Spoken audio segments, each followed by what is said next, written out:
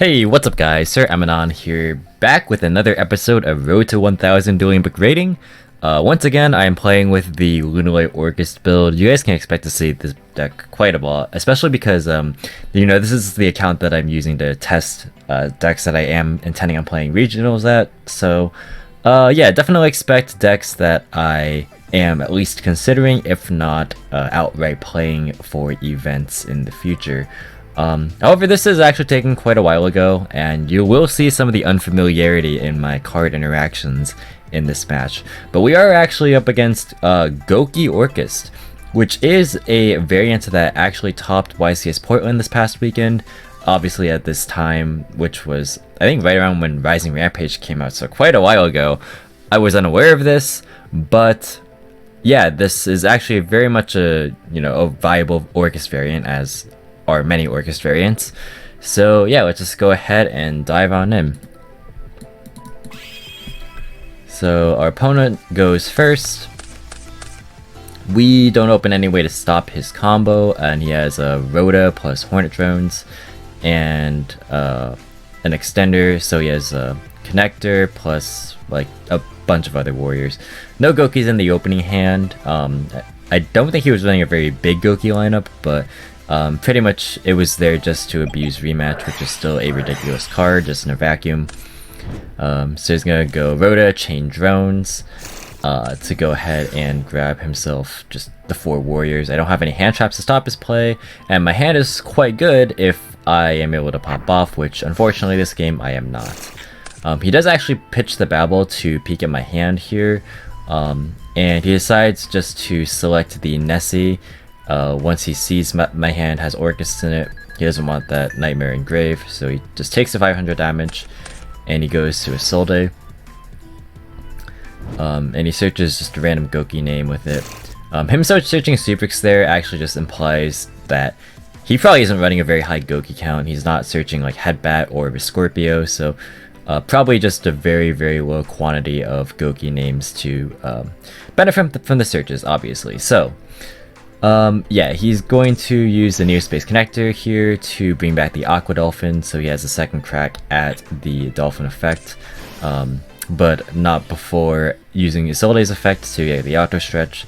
So yeah, he's going to get his free discard outlet with the Dolphin by adding Phoenix Blade back, and he's going to get the Nessie out of my hand by destroying it. So obviously Nessie doesn't trigger, for those of you who remember back when Dolphin was the terrorizing threat that it was.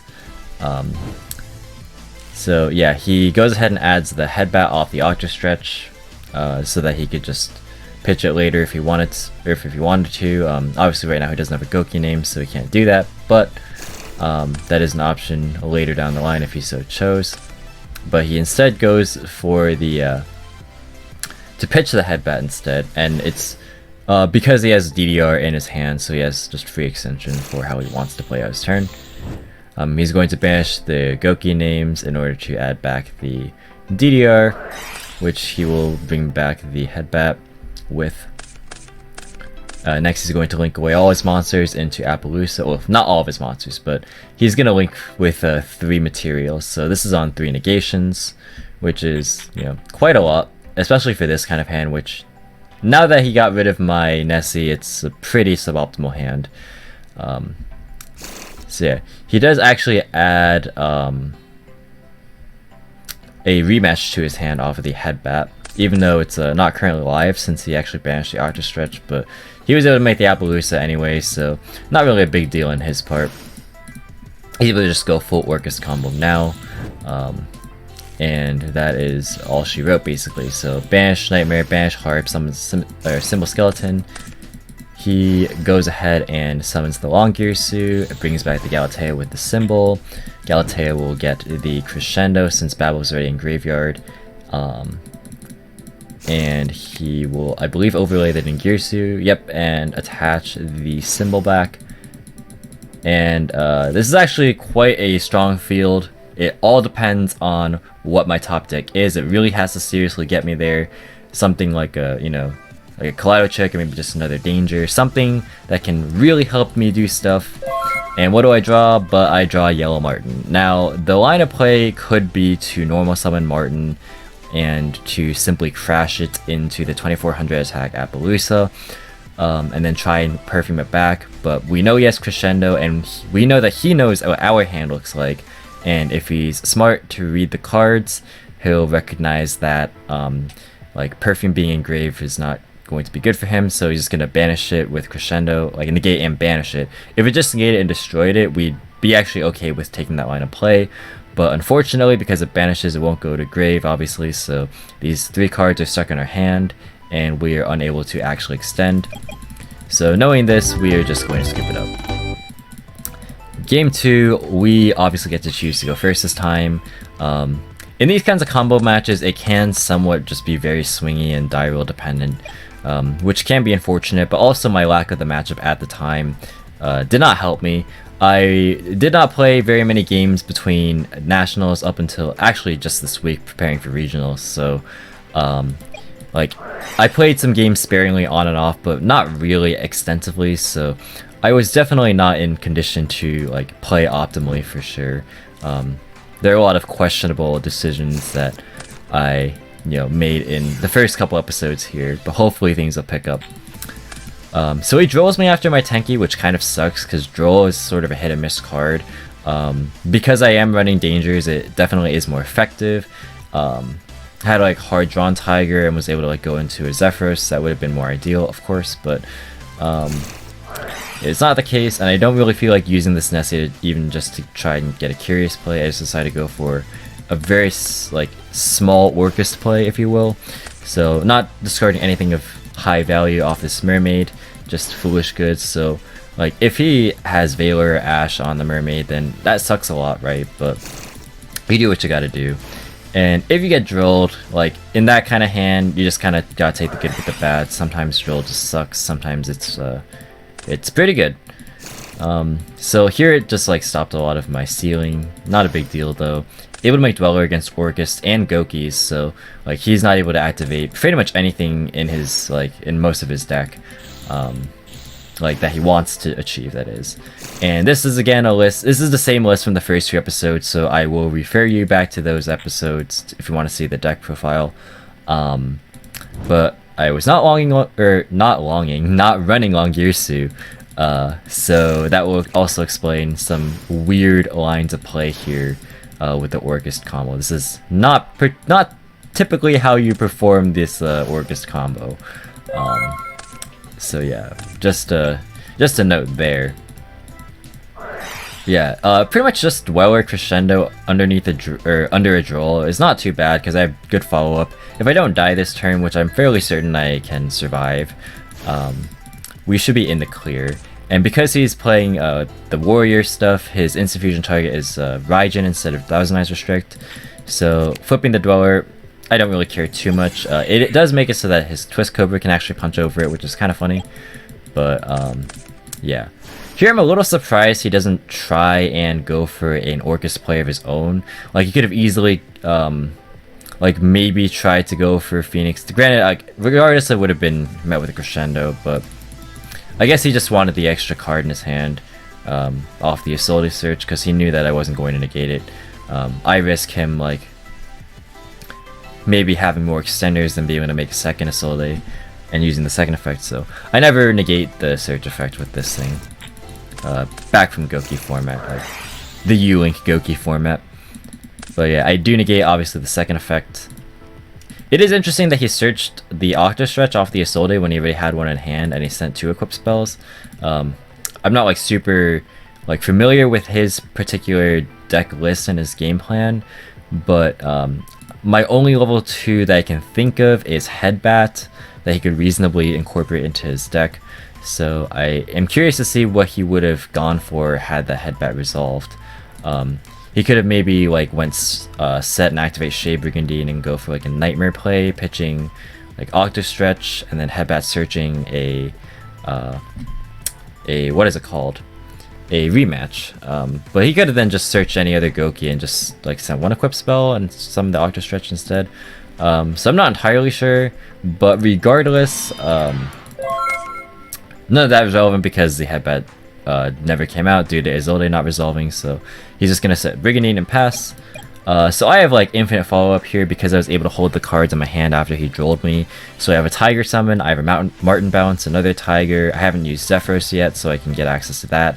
I have Symbol revived in Girsu, I have Borosword, I have 2 perfumes in hand, I have Nessie. Like I have infinite, like there's no way that I can't OTK through a Shade Brigandine. And like I highly doubt that even if he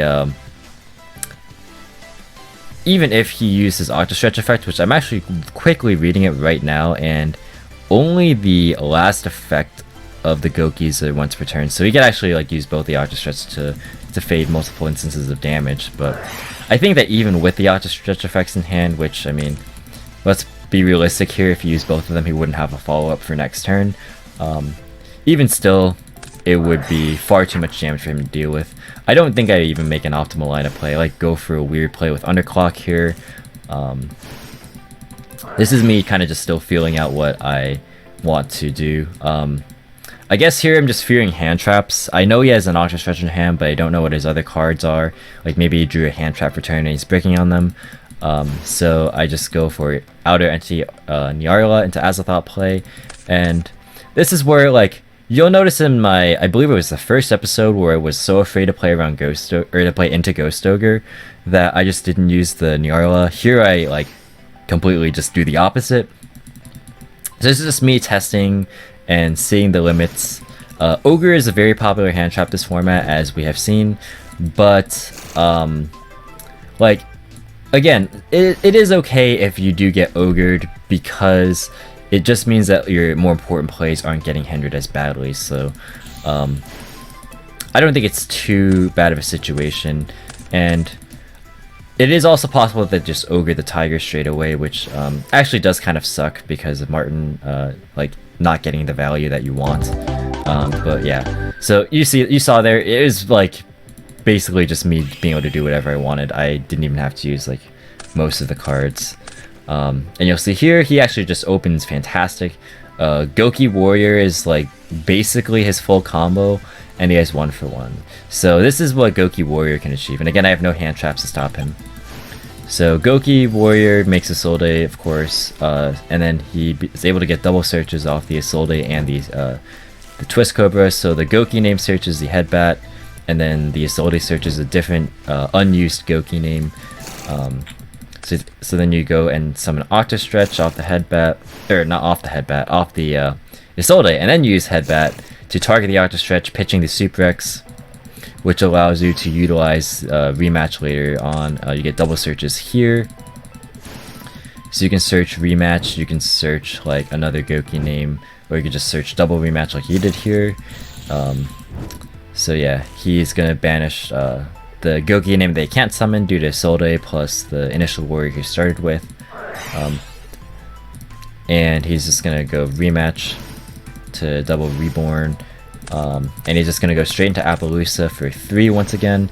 It's unfortunate that this Appaloosa actually will be a lot stronger because my hand, as you can see, is quite stronger than my game 1 hand. As far as like, you know, because he didn't have Dolphin.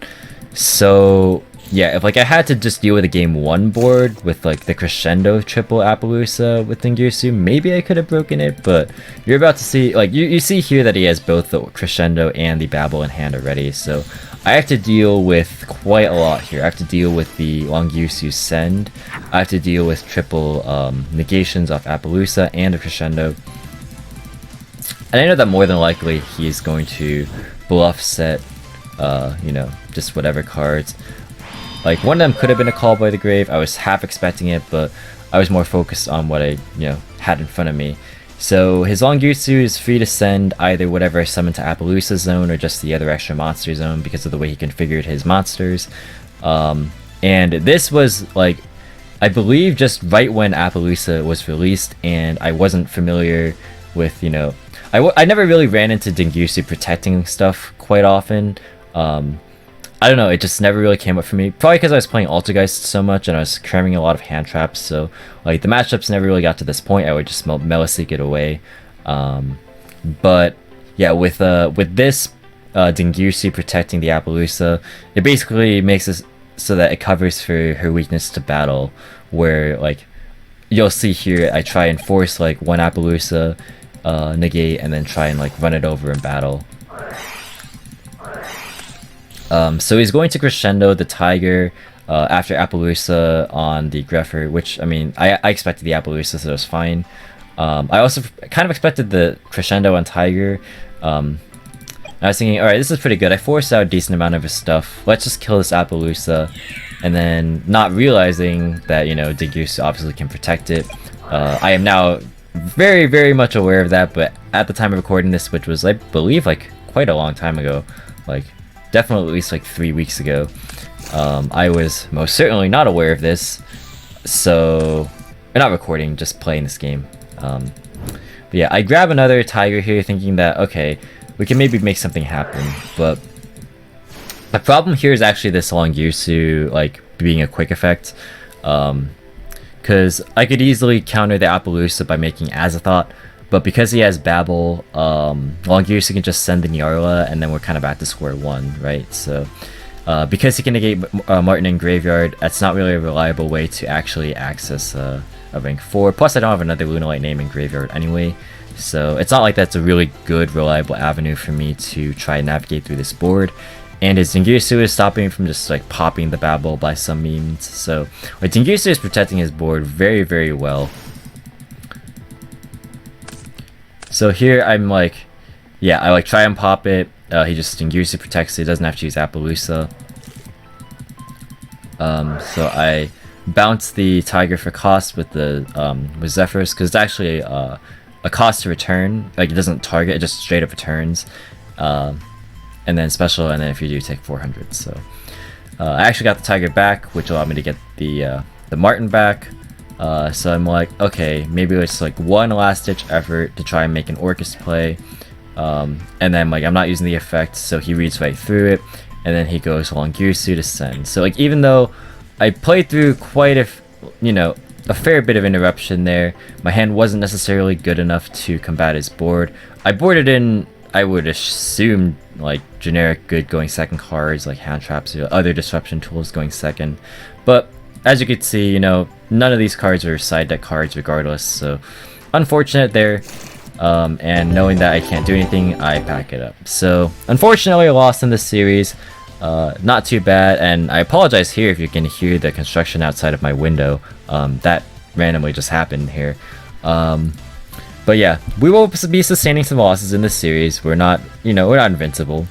But let's go ahead and go back to the end screen. Okay guys, so as you can see here, yeah, we lost 4 whole rating, unfortunate. We are now down to 198, but not a big deal. It's all about, the process and getting there, and you can't expect to win every single time, especially when, you just, draw your side cards. That's fine, sometimes it happens.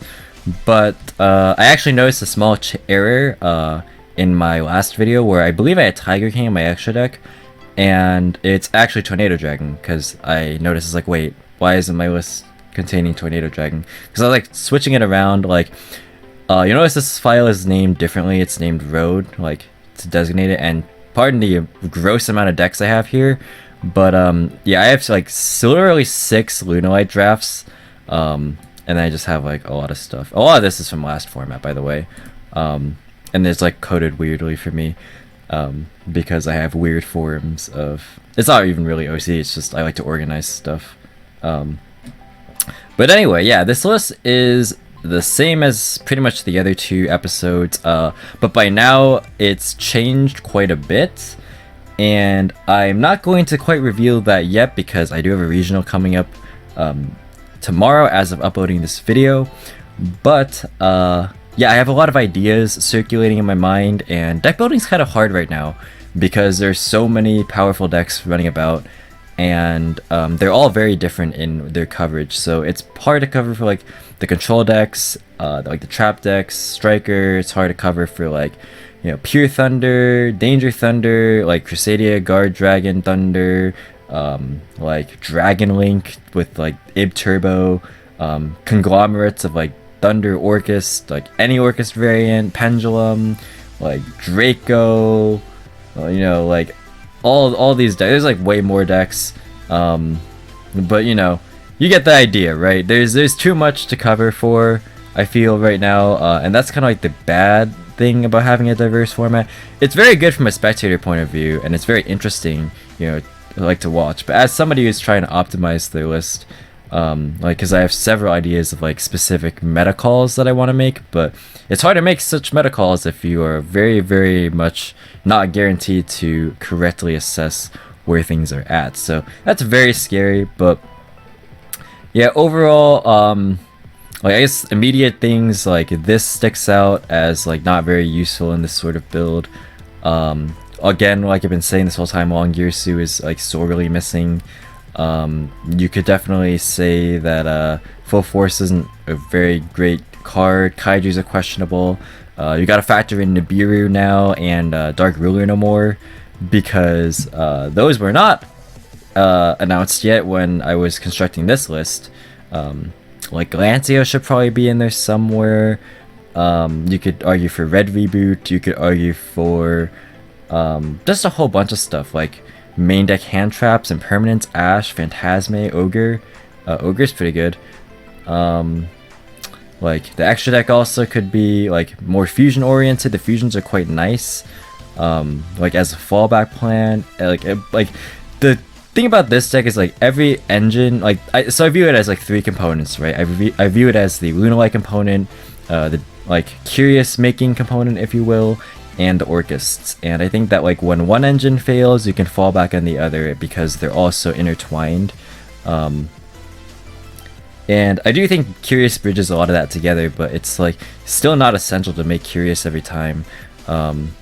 Like Curious can give you Lunalight cards, can give you Zephyrs, can give you Orcusts, but like Mermaid can give you the Orcust stuff too, and like the Lunalights help you get to the Orcust, and they help you get to the like, so it all like goes together. But like you can like have a bit of a departure from that whole like engine, if you will, like that whole kind of, yeah, it is basically like one big engine. Like you can depart from that whole game plan by simply defaulting back to the fusions, and I think that's not a bad game plan either, given how strong these cards can be in this format. I will also say that like with Nibiru, like Nyarla and Azala become a lot more valuable, but at the same time, because the Orcusts take up so much room, this isn't even running Long Girsu, it's hard to fit everything. This build isn't running Appaloosa because like I don't think I updated it like as the set dropped, like Rising Rampage. So there is a lot of things to consider here, and this list is far from optimized. I don't want you guys to think that I, you know, solved the Lunalight deck for this format, because I have by no means done so. And again, this is really random. It should just be 40 without this, but it is what I had in here, even though I don't think I've summoned it a single time in any of those games. But yeah, alright, so this ending bit is a bit too long here. So here right now is the screenshot of the match history, so you can see that loss and shame. No shame in losing. Losses happen to everyone, and you know, I don't really think that that was like a very good indicator of the deck, more so kind of just like how the cookie crumbled, if you will. Of course, I didn't play optimally, but I don't think there was a lot of ways I could have gotten out of that game 3 anyway, and that game 1 hand was a little unfortunate given how good his was. But anyways, thank you guys so much for watching this video. I hope you guys are enjoying this series.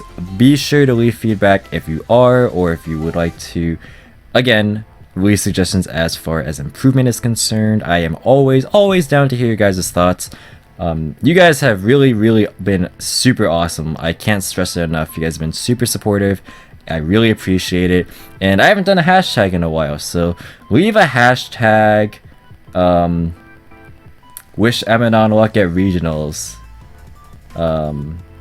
Yeah, I'm gonna cut it off there at that hashtag, but I was gonna say wish me luck at regionals because I have gotten like no practice comparative to how I normally do it. I've just been like very fixated on, you know, more of the logistical side of YouTube actually. But I'm getting a bit off topic now. Leave a like if you enjoyed the video. Make sure to hit the subscribe button and ring the bell to stay notified.